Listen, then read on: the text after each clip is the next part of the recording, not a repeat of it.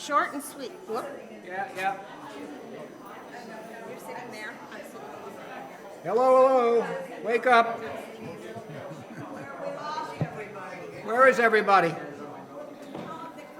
Hey, Dale.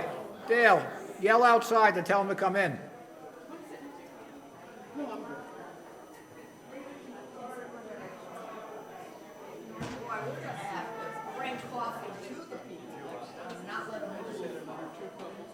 I'm happy to see this many people coming in, actually, yeah.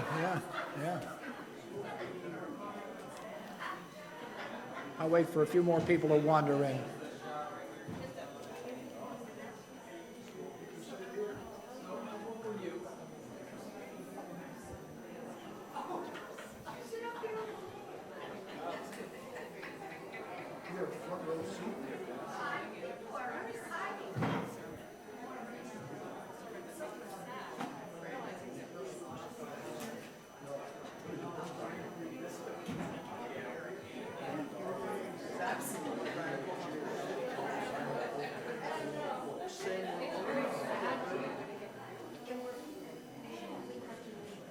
That about it? All right, I'm going to start. Ladies and gentlemen, we'll talk about the money issue first, and then I'll step down. Just to fill you in, because what I didn't mention earlier, we have a $70,000 deductible on our insurance. The reason for that is because it costs so darn much otherwise. We have looked at it otherwise. So, and the other thing is the trees would not be included. All the tree work we had done wouldn't be included anyway. So we have had generous donations of approximately $17,500 from congregants towards this. We have run up a bill of approximately $50,000 with storm-related issues. A big portion of that is the Waters Hall roof needs to be replaced. It was due in 2 years anyway, but now it's, I've been up there and patched it. I learned a new trade, and my wife's not happy about me being on roofs, but anyway, so hopefully I'm going to be signing a contract on Tuesday with a roofer, and it's going to be in the area when we're done of approximately $23,000 for that. That's probably about $2,000 more than it should be, but this is Ian's, this roofer's actually out of Jacksonville, but they're starting a contracting down here now. Everything I can find out about them, they're good, so I feel that I can give them the money, but I'll check it a little further. Let's see what else is going on here. All the tree work is done. In fact, I'm actually expecting Marco, our tree guy, to drop off an invoice to me any minute now because he just called me after the service for our tree work. We had a tremendous number of volunteers come, and we cleared all sorts of branches. I can show you some of the cuts. I still have them, actually. And we brought them out to the street, and they've been picked up. We still have a little bit more to go. Other than that, not storm-related, the Board of Directors has created a new boardroom. It used to be the reception office in Waters Hall, and we'll be able to have a boardroom there, and Finance Committee will also be meeting there. And we used some of the money that was donated to us for the AV here with the permission of the person that gave it to us, and that's up and running, and we'll be using it this Thursday for our board meeting. Pretty much that's about it. The roofer was the most difficult thing. I've got 7 calls in. Nobody ever responded. Email, applications, everything. Then I finally found these people. Just so you know, in the future, Asta Linda's roof has got about 3 or 4 more years to it. This roof here has approximately 5 more years to it. This roof here, the board would like to put a metal roof here, and remove the solar panels and put them out in the field, so we wouldn't be taking solar panels on and off. This roof here will probably be about $100,000. Whew, I know. And Asta Linda would probably be in the vicinity of 20,000, something like that. We'd be going to a standard roof. But there was only 2 years left on Waters Hall no matter what, so it wasn't worth repairing. We didn't have any other damage to the other roofs, very minor damage here, but we did lose 7 solar panels. And we're replacing that, signed the contract, and that's just over $7,000. So, but in reality, for what hurricane did below us, we got along pretty well. So, all right, that's it for me. Well, any questions, first of all? I should have said. Yes? Steve, the very high amount of the deductible, if we looked at alternative insurance plans where the deductible was not so high, I mean, when you've got $75,000 deductible, it's almost like not having insurance. Here's my insurance guy right here. The answer to that is yes, we have. The problem with windstorm in Florida, just as all of you are dealing with issues with windstorm coverage on your homes, it's even more difficult with commercial accounts. And the only market available for windstorm coverage at all for a church like ours is Lloyd's of London. It's a surplus lines market. And there is the opportunity to buy what they call a buy-down policy. So you could buy down the deductible. The deductible is not $75,000 flat. It's actually a 5% deductible of values insured. So if you look at all the values we have insured between the buildings and the contents, it comes out to $74,000 and change. We looked at purchasing a buy-down product that would bring it down to a flat $5,000 deductible. And the cost of it was almost $40,000 a year. So in 2 years, you've paid the deductible. A smarter approach from a risk management standpoint is not to purchase the buy-down product, even if we had a $20,000 deductible, maybe at a little bit lesser premium, but rather to put money away in a self-insurance fund to pay for a deductible in the event of a big loss. So, yeah, it's a good question. Our renewal comes up on February 27th, I believe. And I just started a conversation with a broker now. It's going to be a dicey renewal because of the storm that we had. Truth is that all the reinsurance contracts for the insurance companies come up in January. So we're probably going to take a big increase just on the package policy ex-wind. I suspect that Lloyd's of London products are also going to be subject to a big renewal increase as well. Unfortunately, there just aren't a lot of options because of where we are. If we can, we will. We have the opportunity to remarket it at any renewal. Just don't have a lot of options out there. I got one comment to add to that. In my condo complex, I live about a half a mile down the road on Edmondson. Our insurance went from $131,000 to $199,000. And that's a small condo complex. It's not that huge. So just what we're facing. Any more questions in regards to my presentation? Okay, thank you.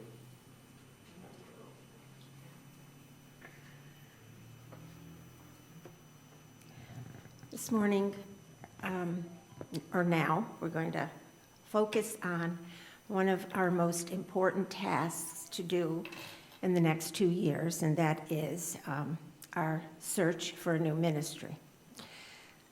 Hopefully you have all read in the communication that I put in the November Connections that our board agreed that one of our top priorities during this period of interim ministry is educating our congregation about the process of a settled minister's search, and more importantly, involving you, our members, in what your role is in the process.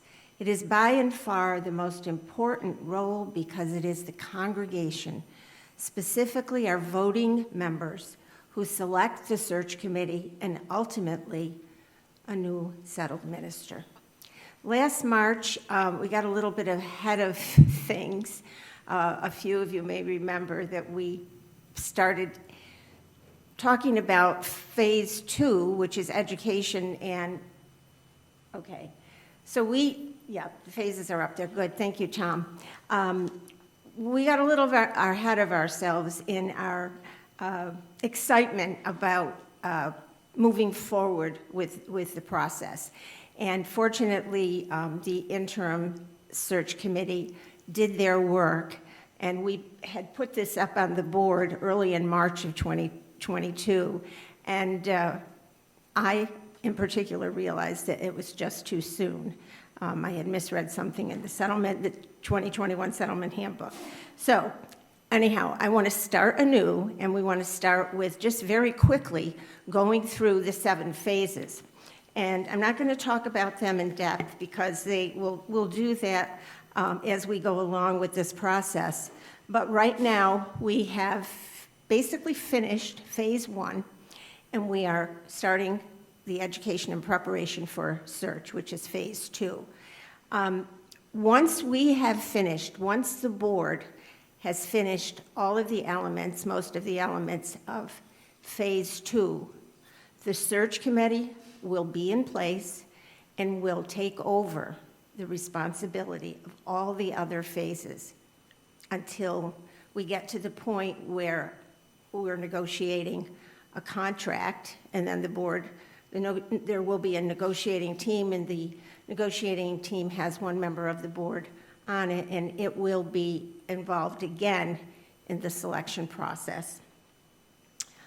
So in phase 7 is obviously a candidate has been voted on and will be starting.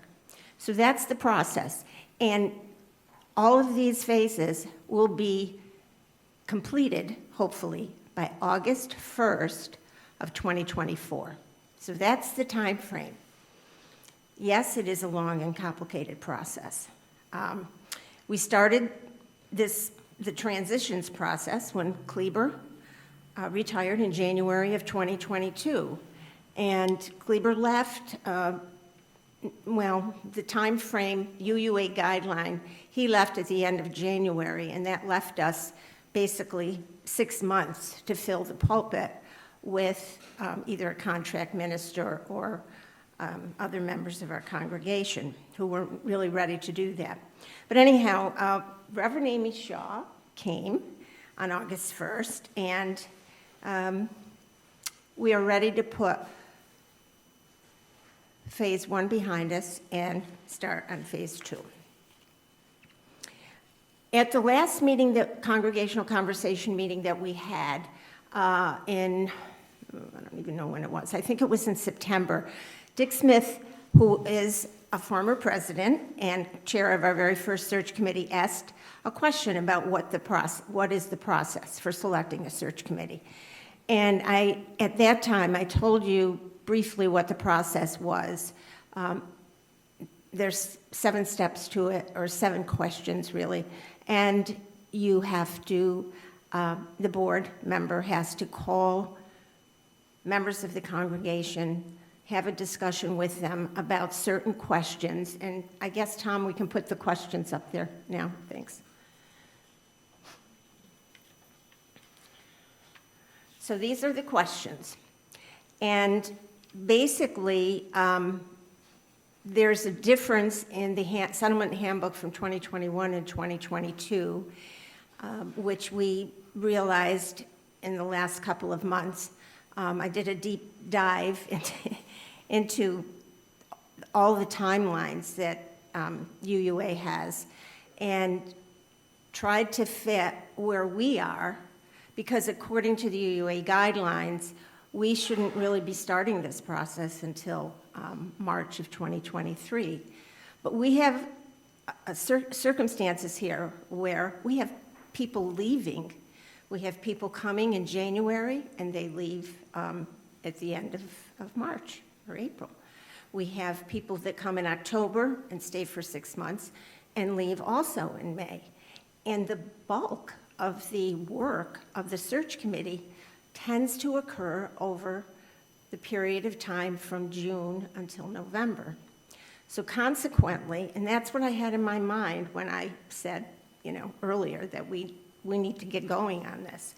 But we do, and we're hoping that we can have a search committee in place by April 1st, and I'm very confident that we could do that. Now, in the 2021 handbook and the 2022 handbook, there are these questions. And initially, in the 2021 handbook, we learned that the board is to put together a group of people who will be contacting each voting member and discussing these questions with them, and then at the end of the discussion, asking them the final question: who would you trust to serve on the search committee? Are we down to 7? Yeah, let's just skip down. We can go back to those in a minute, but just go down to the 7th question.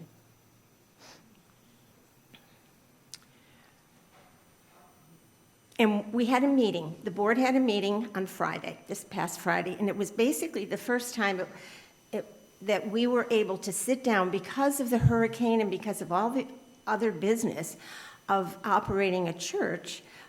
It was very difficult for us to really start thinking and talking about the search committee process. So here we are today, beginning the discussions. And we modified the process, the guideline that was put forth by UUA. It still is an option to have the board call people up on the phone, present those 7 questions to them, with the final question be, who would you vote for?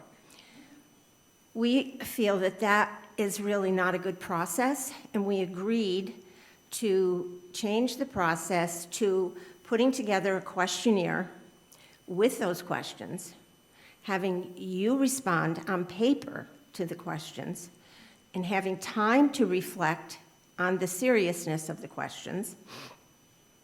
And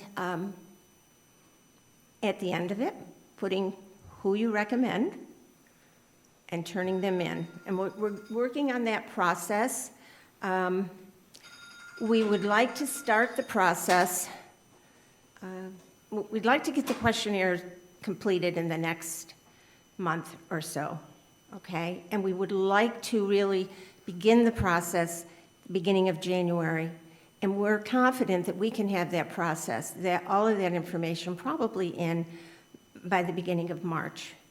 And so we hope that the deadline that we are going to present to the transitions program manager who will be assigned to us, because we want to be able to negotiate with UUA and say, we are starting 3 months earlier because of the circumstances in our congregation, how people leave during the summer. So we want to start that phase of the process a little bit earlier. Any questions about that? So basically what we're going to do over the next couple of weeks is we're going to put together this form, which is going to look just like those questions. And you need to put your name as the person who is answering the questions. And then on the bottom of the form, we will have a line for you to put your recommendation as to who. And it really will simplify the process.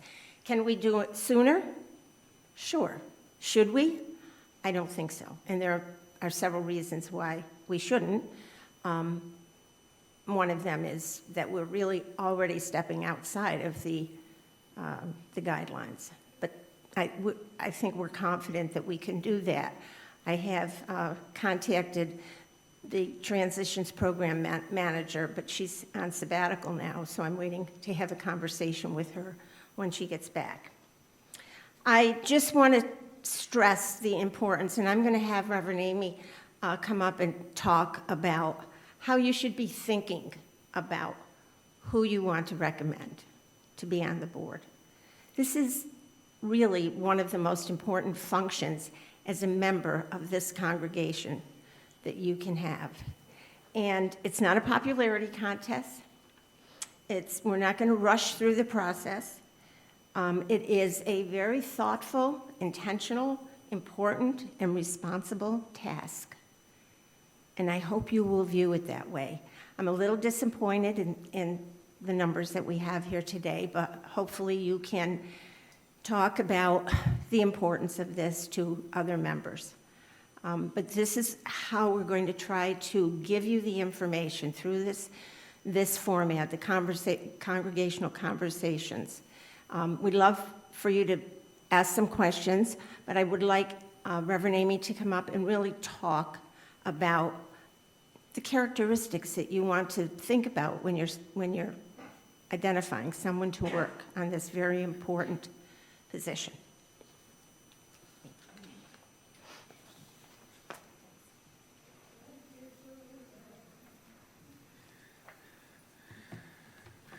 All right, I'll try not to put you all to sleep. I know it's hard after the morning service, but we're going to try. Let me say something first about why we put so much fuss around all this. Being Congregationalist and owning our own churches is important. But who we call out as our minister is equally important. You own that as a congregation. You and only you get to say who stands up here. Because once we're up here, we have freedom of the pulpit. We can say what we want to say. So making that match is important. A fact that we don't get brave and talk about enough is that it only takes 10 people who hate the minister and are actively trying to get them out of there, whether it's through whispers or rumblings or actual complaints or any other strategy, no matter the size of the church, 10 people can destabilize a minister. So if a search committee ignores a segment of the church, and there's a group of people who feel unheard, you won't have your new minister for long. This stuff is important. As Serena said, you don't form the search committee immediately. Why? Well, a couple reasons. One, you have to grieve first.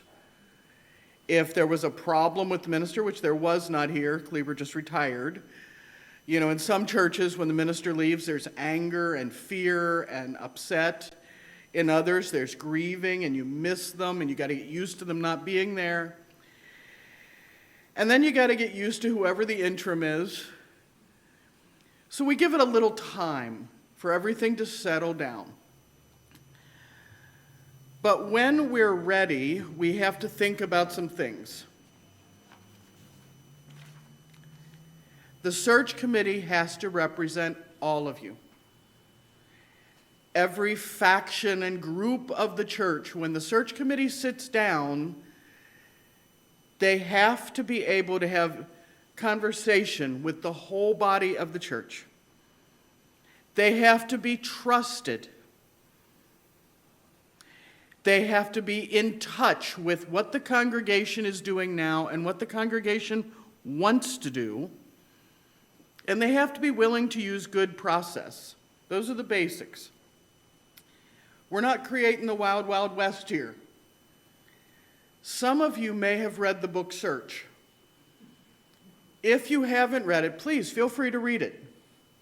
It is a testament to how to do every single aspect of search wrong.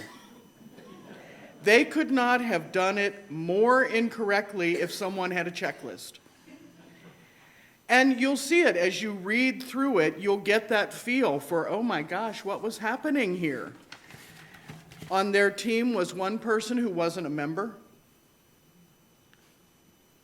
How does that work? There was somebody who had decided before they went in who they wanted as the minister, and they weren't going to allow any other outcome. There was somebody who was very weak and would only agree with the stronger voice. So let's talk about who you actually want on a search committee, or at least what kind of people. People think you want strong voices. You want people who know their own mind. You want people who are determined. Oh, Lord, no. You do not want me on any search committee you ever put together. because I have my opinion and I'm not coming up off of it. Who do you want? Every person on that committee should not represent a polarized interest. So you don't put somebody on that committee that only wants a vegetarian minister. You don't want somebody on that committee who says we can only have a left-handed lesbian Latina. You don't want that because you may not have that in the search pool. You don't want somebody who only speaks for one group of the congregation and who can identify their constituency. You don't want that. This is not a popularity contest. When you write people's names on there, it is not because you think the most people like them. They should not be involved in any other committee or project or team for the duration of the search. The search becomes your life for about 18 months. It is no joke, for real. You will not have time to attend other meetings. I mean, maybe once in a while, but not routinely. They obviously can't be a member of the staff or a spouse or family member of a staff person. They have to be an active member of the congregation who regularly attends. Now, can you attend from a distance? Absolutely. If you watch Zoom services, that's fine. We're a snowbird congregation. There's nothing, that's fine. They have to be generally supportive of professional ministry. You don't put somebody on the search committee who wants to be a fellowship. They have to be in agreement with the search direction set by the board. What that means is, are we looking for a full-time minister, a half-time? What are we doing? This is not, the board doesn't pick the minister, but they can't go off in their own direction. They have to be able to thoughtfully engage in the search process, able to compromise and communicate. They have to be comfortable with electronic communication. You have to be able to use email. There's no leeway on that. You have to be reliable about confidentiality. I cannot stress enough, this is no joke. People always say, well, sure, I can tell my husband, or no. No. You cannot tell your husband, your wife, your partner, your child. If you are on the committee, you will spend 18 months of literally not being allowed to tell them. If it comes out that you are telling them, you will be asked to leave the search committee. People ask, well, why?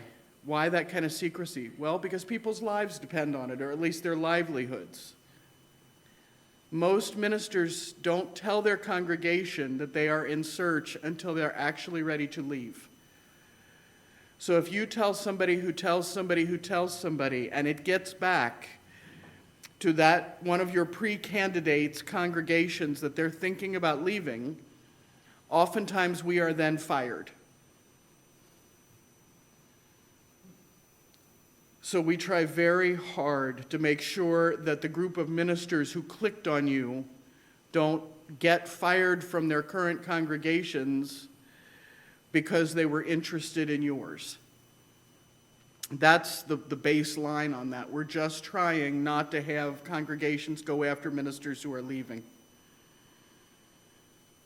You have to be able to commit to the meetings, whether in person or Zoom, and you have to be there for the full 12 to 18 months. I've had somebody ask, don't you want devil's advocates on the search committee? No, you do not. The last person you want on a search committee is when 4 of 6 people are like, yeah, we've all agreed on this person. Somebody else is saying, I'm not real sure. And the other person says, well, let me play devil's advocate. These meetings are already long and tiring. It's fine to have somebody who really disagrees with something talk about that. That's fine. But to do it just to do it, you won't. I mean, we all know who of our friends does that kind of thing. So when you suggest a name, it's got to be somebody who, for about 18 months, can work with 5, 6, 7 people in a group, can be reasonable, rational, understand how to use email and respond to things, is relaxed enough to be comfortable with plan changes, because things happen all the time in search. Ministers drop in and out, plans change. They got to be able to go with the flow. They've got to be able to be quiet. Even when their husband, wife, partner, or kid says to them, "Come on, can't you just tell me?" They've got to tell the truth. If they don't like somebody, they have to be able to stand up to the other members of the committee and say, "I really just don't like that person." And they cannot ever be the loudest voice in the room, because otherwise it's not going to be a search committee. It's going to be the Amy Petrie Shaw School of what the heck I wanted for a minister. You got to pick the folks who can represent you. And each of them is going to represent a segment of you. Some of you will feel better about one of them, and some of you will be easier to talk to another one of them. But they all represent all of you. So when you write those names down, that's what you're thinking about. Who will represent us? Not their own will, but our will. Who knows us, who can talk for us, who can make decisions for us, with no help till that final stage when you all get to vote on that candidate. So keep it in mind, this is one of the most amazing things you get to do, and we need 100% participation. So we're going to be bugging people to fill out those questions. It doesn't take that long. It takes about 10 minutes. We're going to be asking you to think about them, and we're going to ask you to bug your friends, because the more people give their opinion, the less likely we are to have those 10 people who don't want that minister. So that's all I've got to say. If anybody has questions, I'm happy to answer them. I was a transition specialist before I did this, so I'm usually on the other side of search. I'm usually the one helping the search team. So if you have questions, I'm happy to answer. Oh, they're only picking one, are we picking one person on the sheet, and can they be a snowbird, if that works? If they're not. Yeah, you can have snowbirds on the search committee. It's a little harder, I'll grant you that. It is a little more challenging if you've got to zoom into the meetings, but it can be done. So we don't want to disenfranchise that much of the congregation by saying no snowbirds. And one person you recommend? One person that you recommend, and you know, here's the real deal. If there are 2 people that your heart will break if you don't put them on there, for Pete's sake, put them on there. We'll know we'll know by the time we're looking at these and counting up the numbers, if your second person is somebody from out in left field and nobody else has mentioned them. But if 19 other people have them mentioned, well, it's a good thing you wrote them on there. We're going to count your first one, but we're going to pay attention to your second one. We're not going to count them. That won't count as a vote. We count one, so pick the one. But if you got to tell us about somebody else, put it below it. We will pay attention to it. We won't count those numbers. That list you read with the qualifications, things to think about. The list you read with the things to think about, could that be made public? That Yes. was an excellent list. And I would like, I didn't. Yeah, have I'll it. give that to Serena this afternoon. Okay. Yeah, so we can get it out. Super, thank you.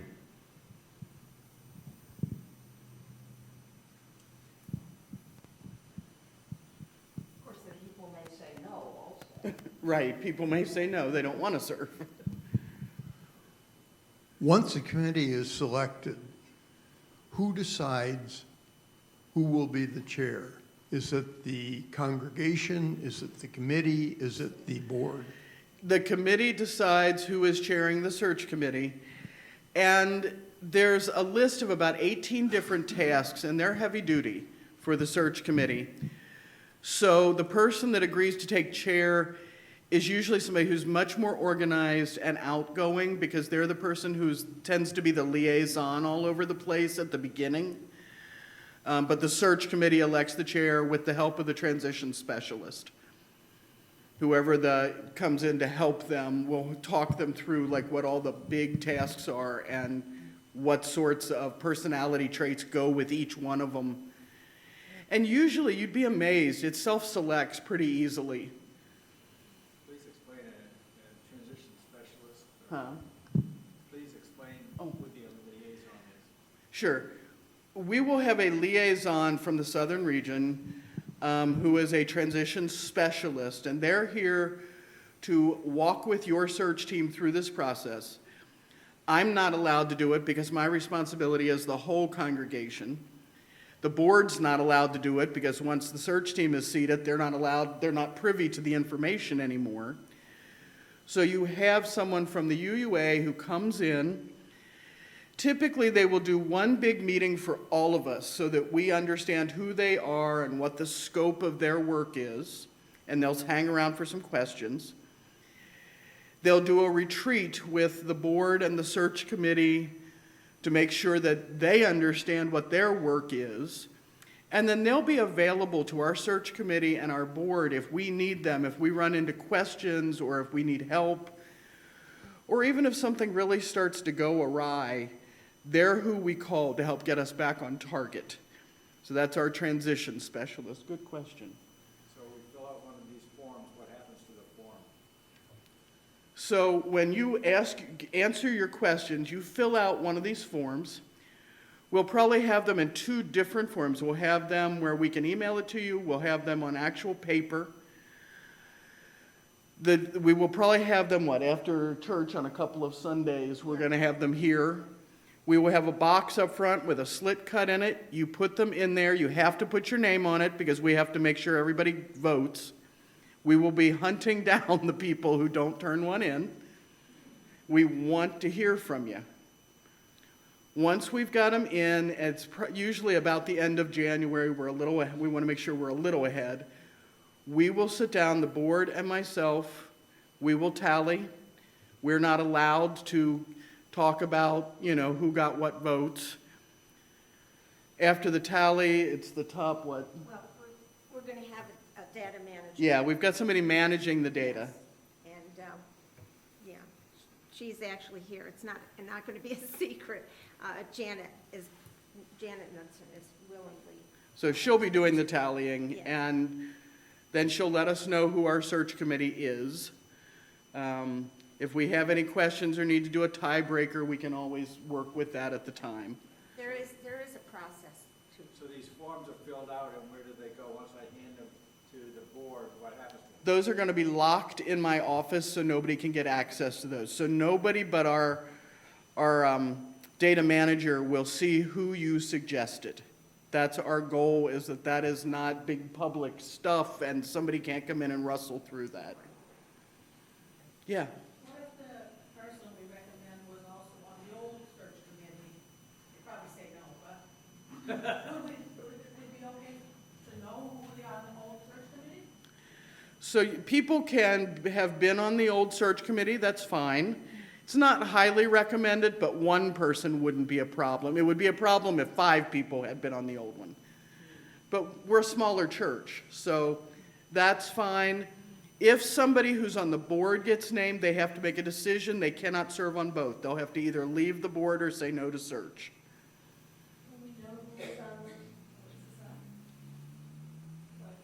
Yeah, can we know who was on the previous search committee? I don't know.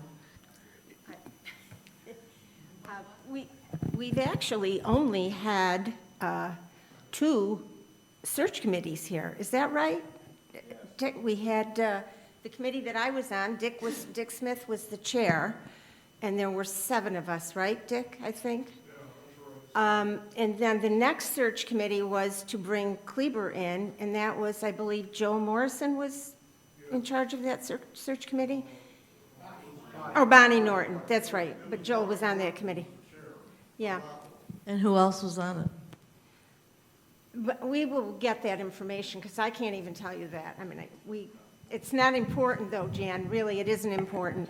I mean, it's important from the point of view that you don't want to vote for them again, but I think it is important. So it's kind of, Question, will there be any people who are exempt from being nominated due to them having a position that we know would be very difficult to backfill? We will be very clear, please don't nominate board members. Yeah. They don't want to serve. That's point blank. Please don't nominate the board. Everybody nominated will have the ability to say no also. So it's not like you're being dragooned, we promise. But yeah, don't ask the board. That's just awkward. now, let me just make this point. If somebody their term is up, they're coming off the board, that person, and you will know that by then, because we have a nominating committee already in place. They're already looking to fill some positions that will be open. So I think it's a wait and see type of thing. Yeah. But generally speaking, as Reverend Amy has said, we should not be nominating somebody who's on the board. If somebody's coming off the board, that's a different story. They're fair game. Unless they've been on.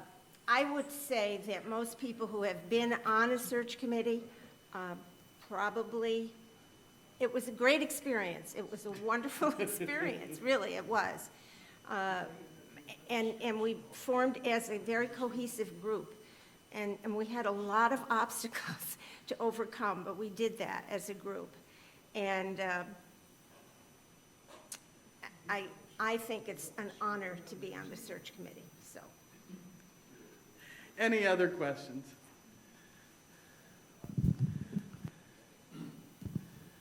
Amy, I'm not sure if this is for you or for Jack or Bill, but just kind of in the larger context of taking a look at how the committee will discern priorities. We're going through a process right now that Bill's leading where we're trying to establish where we're going to be in 5 or 10 years, and that does seem to me, given that this next minister will actually hopefully be there in 5 or 10 years, while many of us won't be, the importance of having the connection between the work that Bill and his committee is doing, discerning our strengths, weaknesses, and really where we want to be.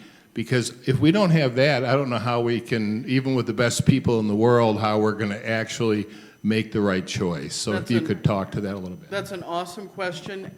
And Bill and his merry gang of rogues have actually gotten us ahead on the search process by starting that process early. It's a wonderful thing. We will have that information, and that information will be included when we make our packet, which is an online thing that the search committee will build. They'll answer a whole bunch of questions. They'll be using that information in part to answer those questions. It's part of the way we get what you want out in front of those potential ministers.